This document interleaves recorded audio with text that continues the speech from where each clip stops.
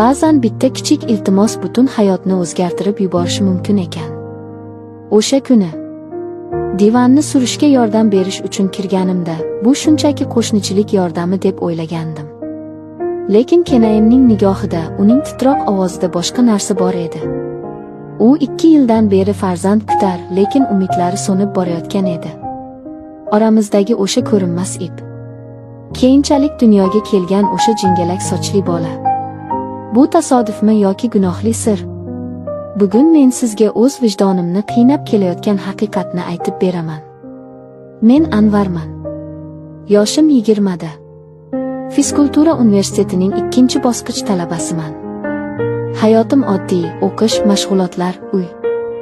Onam va singlim bilan shaharning eski, ammo mustahkam 4 qavatli binolaridan birining 3-qavatida yashaymiz.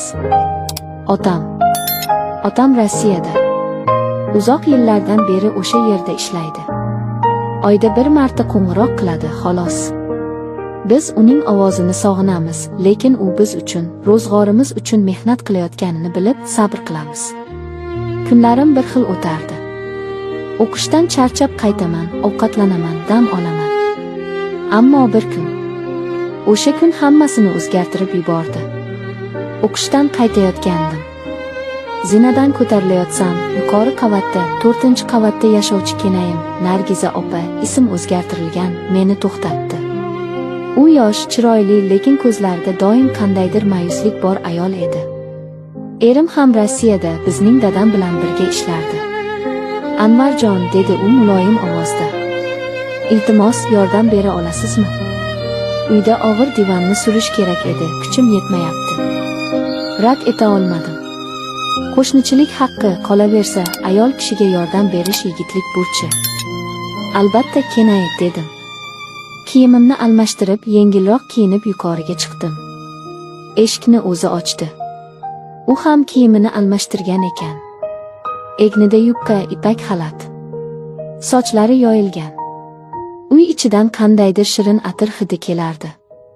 "Kiring, hijolat bo'lmang", dedi u jilmayib. Xonaga kirdim. Toza, saranjom uy. Faqat o'sha divan o'rtada turardi. Men divanni ko'tarib, u aytgan joyga surdim. Ish qiyin emasdi. Lekin divanni surayotganimda uning ostidan nimadir tushib ketdi. Kichkina bir narsa. Nargiza opa shoshib, qizarib ketib uni yerdan oldi va cho'ntagiga soldi. Men o'zimni ko'rmaganga oldim, lekin yuragim duk etib ketdi. Bu vaziyatda qandaydir intimlik, qandaydir sirlilik bor edi. Biz biroz suhbatlashdik. U menga choy taklif qildi. Rad etdim, lekin uning ko'zlaridagi iltijo va yolg'izlikni ko'rib, bir piyola choy ichishga rozi bo'ldim.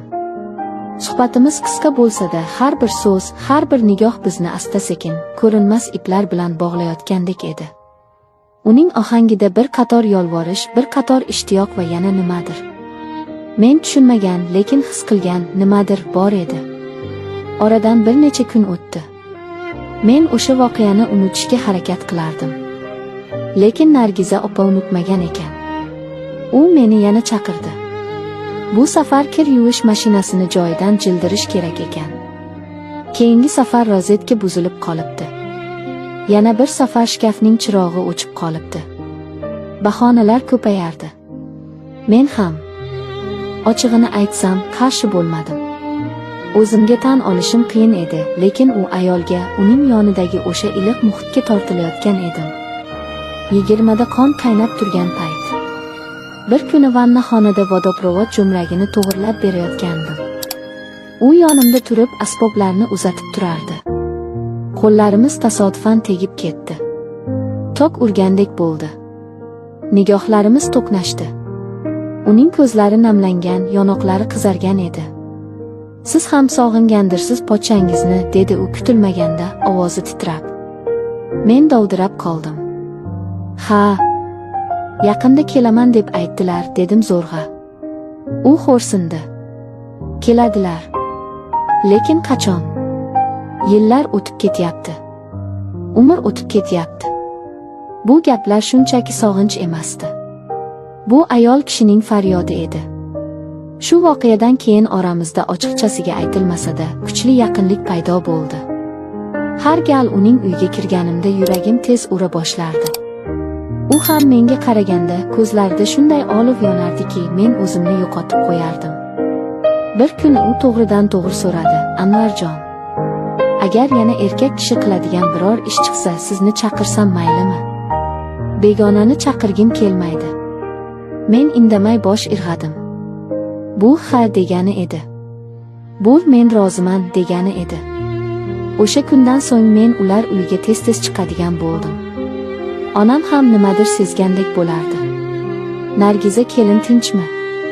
Ko'p bezovta qilmayaptimi?" deb so'rab qo'yardi sinchkovlik bilan. "Yo'q, ona, yordamda endi" deb qutulardim. Lekin ichimda bilardim, men u yerga faqat yordam uchun emas, o'zim ham tushunmagan ehtiyojimni qondirish uchun borayotgan edim. Bir oyga yaqin vaqt shunday o'tdi. Bizning munosabatimiz u qanday edi? Do'stlikmi? Qo'shnichilikmi? Yoki undan ortiqmi? Buni faqat o'sha 4 devor bilardi. Keyin xabar keldi, pochcham qaytayotgan ekan. Men chiqmay qo'ydim. Uning chaqiruvlari to'xtadi. Lekin ichimda bir bo'shliq paydo bo'ldi. Xuddi nimadir tugagandek, nimadir uzilgandek. Pochcham kelishiga bir hafta qolganda, Nargiza opa meni yana bir marta, oxirgi marta chaqirdi. Bu safar hech qanday ish yo'q edi. Uy saranjom, hammasi joyida. U meni mehmonxonada kutib turardi. Dasturxon tuzalgan. "O'tiring", dedi u. Biz choy ichdik. U juda kamgap edi. Faqat menga tikilib o'tirardi. Ketishimda u meni eshik oldida to'xtatdi. Ko'zlarimga tik qarab, chuqur nafas oldi va shunday dedi: "Rahmat sizga, Anvarjon. Men 2 yildan beri umid qilardim. 2 yildan beri kutardim. Endi niyatimga yetdim deb o'ylayman. Sizdan minnatdorman." Men qotib qoldim. Nima demoqchi? Niyatiga yetdi. Qaysi niyatiga? Arzimaydi, dedim g'o'ldirab. U jilmaydi. Bu tabassumda ham quvonch, ham qandaydir ayyorlik, ham cheksiz minnatdorchilik bor edi. Men uyga tushdim. Lekin yuragimda g'alati bir og'irlik bor edi. Osmonda bulut yo'q edi, lekin mening ichimda qorong'u bo'ron aylanardi. 2 yildan beri umid qilardim. Bu gap miyamda aks sado berardi. Oradan kunlar o'tdi. Pochcham qaytdi. Uyda bayram bo'ldi. Men endi yuqoriga chiqmasdim. Nargiza opa bilan faqat yo'lakda uzoqdan salomlashardik. Uning nigohlari o'zgargandi, xotirjam, baxtli va sirlicha edi. Vaqt o'tdi. Men o'qish bilan band bo'ldim. Lekin har kuni derazadan yuqoriga qarash odatim qolmagandi. Bir kuni pastdagi do'konda Nargiza opani ko'rib qoldim. U o'zgargandi. Qorni biroz chiqqan, egnida homilador ayollar kiyadigan keng ko'ylak. Yuzida esa o'sha yengil, baxtli tabassum. "Salom, Kenay", dedim. "Salom, Anvarjon. O'qishlaringiz yaxshimi?" "Yaxshi. O'zingizchi? Sog'liqlaringiz joyidami?" "Ha", dedi u ko'zlarini olib qochib, lekin labidagi tabassumni yashira olmay. "Hamma narsa yaxshi. Endi hammasi joyida. Endi hammasi joyida." Bu so'zlar yana yuragimga o'qdek qadaldi. Uyga keldim. Onam xursand bo'lib gapirib qoldi. "Eshitdingmi? Yuqoridagi Nargiza kelin homilador ekan."